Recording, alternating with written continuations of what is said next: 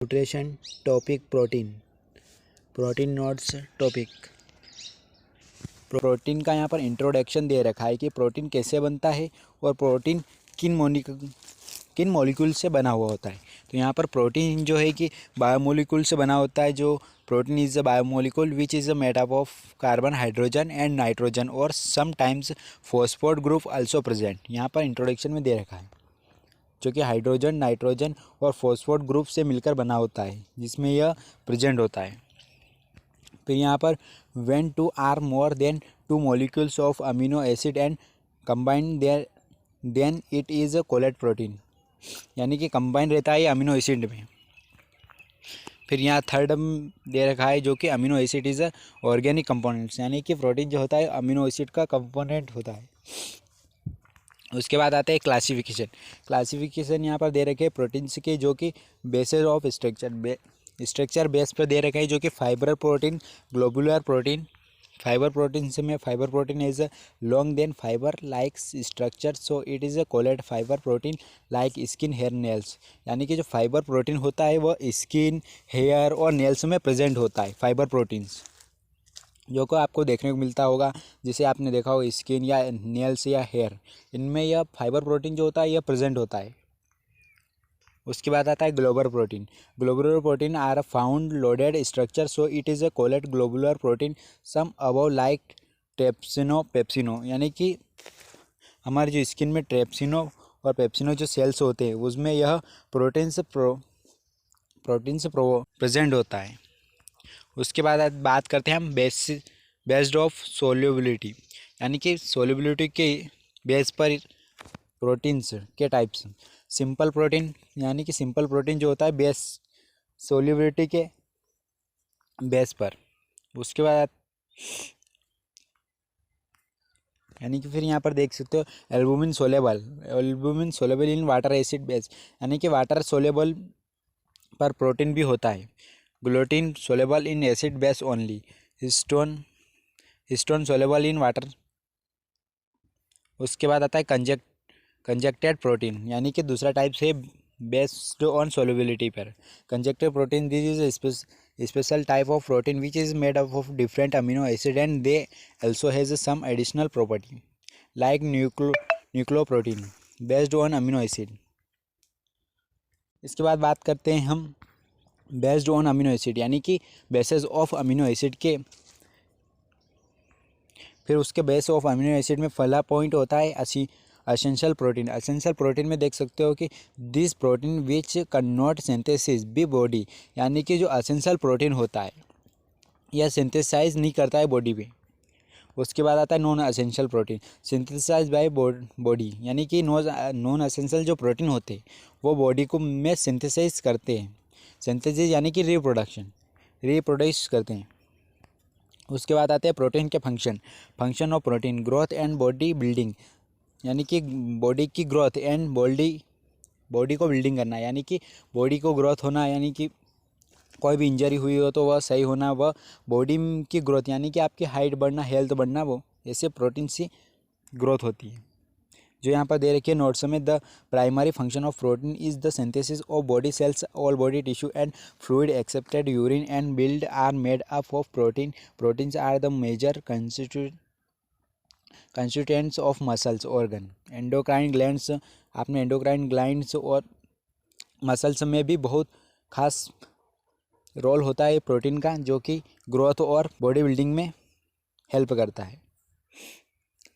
उसके बाद second point आता है maintenance of wear and tear. Protein is required by all age groups for continuous maintenance of all body cells, यानी कि आपने देखा होगा कि एज के अकॉर्डिंग भी बॉडी मेंटेन करके रखता है प्रोटीन से, यानी कि समझ लीजिए बच्चे की बॉडी को मेंटेन करके रखता है प्रोटीन। उसके बाद जैसे कि अडल्ट को भी की भी बॉडी मेंटेन करके रखता है प्रोटीन। उसके बाद आता है regulatory functions. Amino acid and protein have a highly specialised function in the regulation of body process and proteins agents diseases their regulatory function are listed below, यानी कि अपनी बॉडी को रेगुलेटरी फंक्शन, जो कि आपकी बॉडी रेगुलेटरी फंक्शन करती है उसकी, वह भी मेंटेन करके रखता है प्रोटीन।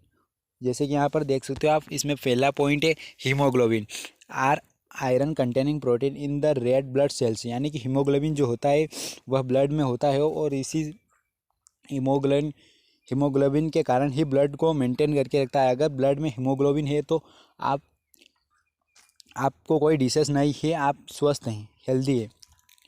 उसके बाद आता है plasma protein, maintain water balance and regulation is osmotic pressure in the body, यानी कि प्लाज्मा प्रोटीन जो होता है मेंटेन करके रखता है, यानी कि आपके आपके ब्लड के अंदर जो प्लाज्मा प्रोटीन होता है वह रेगुलेट करके ऑस्मोटिक प्रेशर, यानी कि बॉडी का जो ऑस्मोटिक प्रेशर होता है उसको मेंटेन करके रखता है। Antibodies are made of protein which is protein, यानी कि एंटीबॉडीज़, यानी कि आपके इम्यूनिटी में पढ़ाया होगा कि एंटीबॉडीज़, यानी कि जो एंटीबॉडीज़ होती है वह अपने शरीर को मेंटेन करके भी रखती है, यानी कि एंटीबॉडी जो होती है अपने शरीर को मेंटेन करके रखती है, यानी कोई भी बाहर से पार्टिकल होते हैं या कोई भी एंटर होते हैं वायरस वगैरह, उससे हमको अवेयर करके रखती है एंटीबॉडीज़।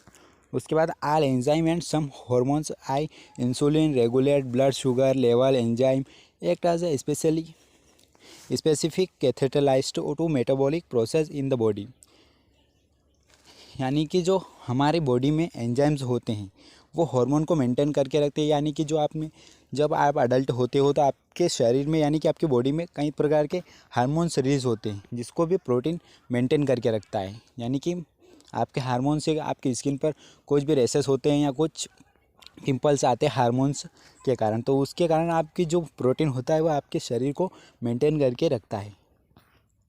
उसके बाद एनर्जी, उसके बाद चौथा पॉइंट जो होता है एनर्जी, यानी कि प्रोटीन्स जो होता है वो आपकी बॉडी को एनर्जी प्रोवाइड भी करता है। यहाँ पर आप देख सकते हो नोट्स में, proteins are potential source of energy, each gram of protein yield on the average 4 KCl if the diet, यानी कि प्रोटीन जो होता है वो 4 KCl एवरेज होता है। It is the diet not supply adequate calories from fat and carbohydrate. The protein walls be oxidized to meet the energy need of the body, यानी कि प्रोटीन से आपको शरीर आपकी बॉडी को एनर्जी होती है, जिससे कि लिए आपकी बॉडी को एनर्जी प्रोवाइड करता है protein. Synthesize of keratin substance like antibodies enzymes hormones and regulation factors, regulation यहाँ पर गलत हो गया शायद, यहाँ पर आता है regulation factors in another important function of the protein. उसके बाद आता है other, protein provides amino acid for growth of यहाँ पर भी शायद growth of pregnancy and for the production of milk during lactin, also extra protein are advisable during pregnancy and lactin और lactin, यानी कि अदर, यानी कि प्रोटीन्स जो होता है यानी कि प्रोवाइड करता है amino acid, protein provide amino acid provide करता है जिससे कि ग्रोथ एंड प्रेगनेंसी, यानी कि ग्रोथ यानी कि जो बेबी होता है उसकी भी ग्रोथ होती है। आपने प्रेगनेंसी वाली लेडीज़ को देखा होगा, इसमें प्रोटीन काफ़ी हेल्प करता है प्रेगनेंसी वाली लेडीज़ के लिए, जैसे कि उसका बेबी अच्छी ग्रोथ व अच्छी हेल्थ वाला उनका बेबी हो, इसलिए प्रोटीन हेल्प करता है।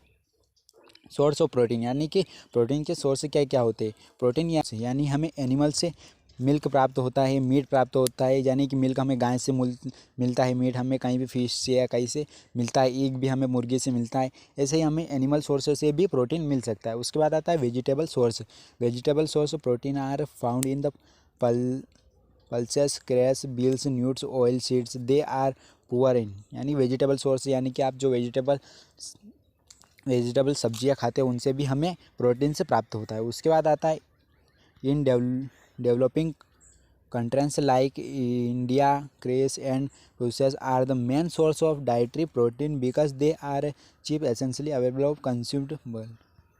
उसके बाद digestion and absorption, digestion of protein, यानी कि प्रोटीन का डाइजेशन एंड ऑब्जॉर्प्शन कैसे होता है प्रोटीन का, तो सबसे पहले प्रोसेस होती है डाइजेशन ऑफ प्रोटीन, डाइजेशन की प्रोटीन होती है यहाँ पर इसमें से टेक प्लेस। उसके बाद जैसे ही आप डाइजेशन करते हो, यानी कि सबसे पहले आप प्रोटीन यानी कि आप खाना खाते हो उसमें जो प्रोटीन होता है सबसे पहले अपने मुंह में लेते हो, मुंह में लेने के बाद आपका जो खाना रहता है उसके स्टोमच एंड इंटेस्टाइन, उसके बाद जब वह स्टोमच और इंटेस्टाइन में जाता है तो फिर प्रोटीन एंजाइम से प्रेजेंट, यानी कि स्टमच व इंटेस्टाइन में ऐसे एंजाइम होते हैं जो कि प्रोटीन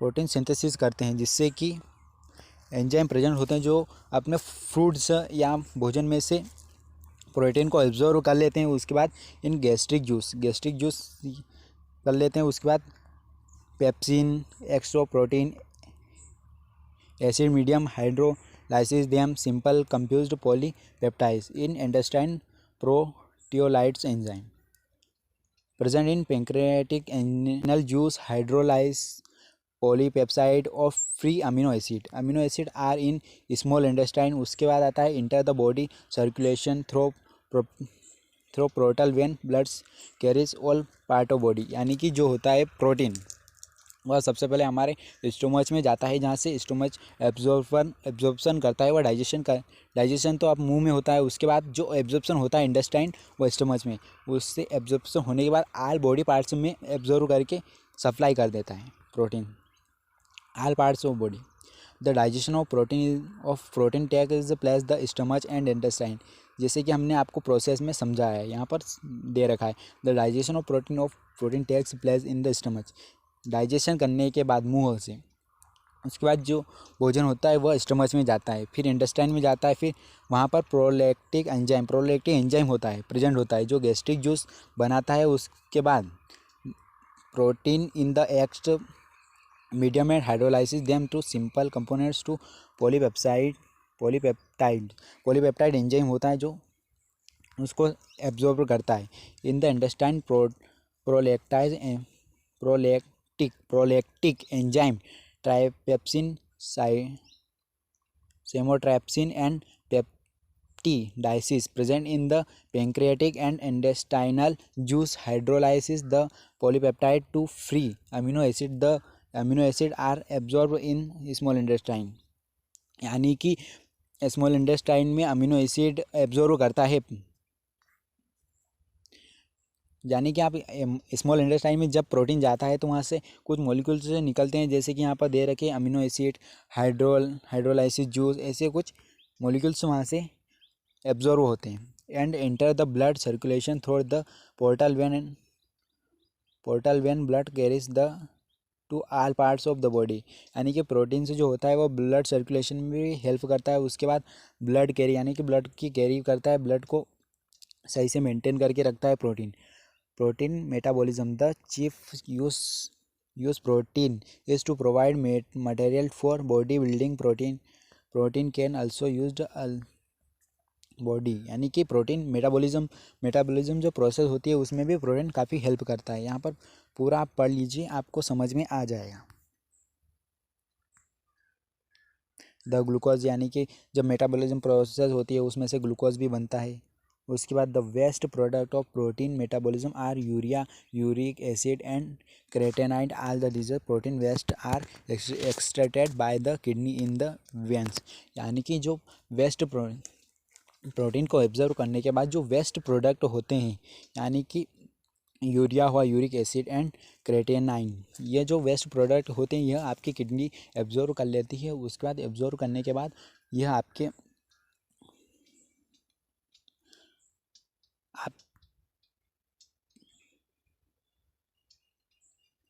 आपके शरीर से बाहर हो जाते हैं वेस्ट प्रोडक्ट के रूप में।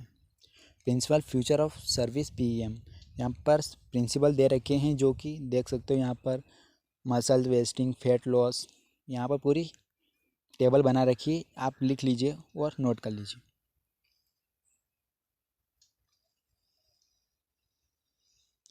क्लासिफिकेशन ऑफ पीईएम यानी कि प्रोटीन एनर्जी मोल न्यूट्रिशन।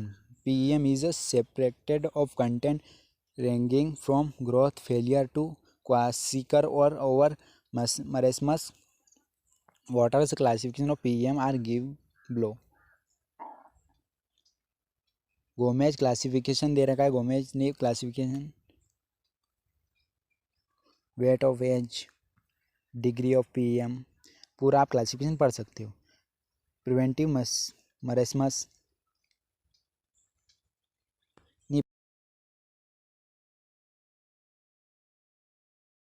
प्रमोशन। तो आप यहाँ पर नोट्स पूरे ही देख सकते हो, बहुत ही ईजी वो हमने आपको समझाया, बहुत ही ईजी यहाँ पर नोट्स है जो कि आप खुद भी समझ सकते हो। तो अगर आपको हमारे ये नोट्स अच्छे लगे तो प्लीज़ हमारे चैनल को सब्सक्राइब कर दीजिए और वीडियो को लाइक कर दीजिए ऐसे ही नोट्स पाने के लिए। Thanks for watching.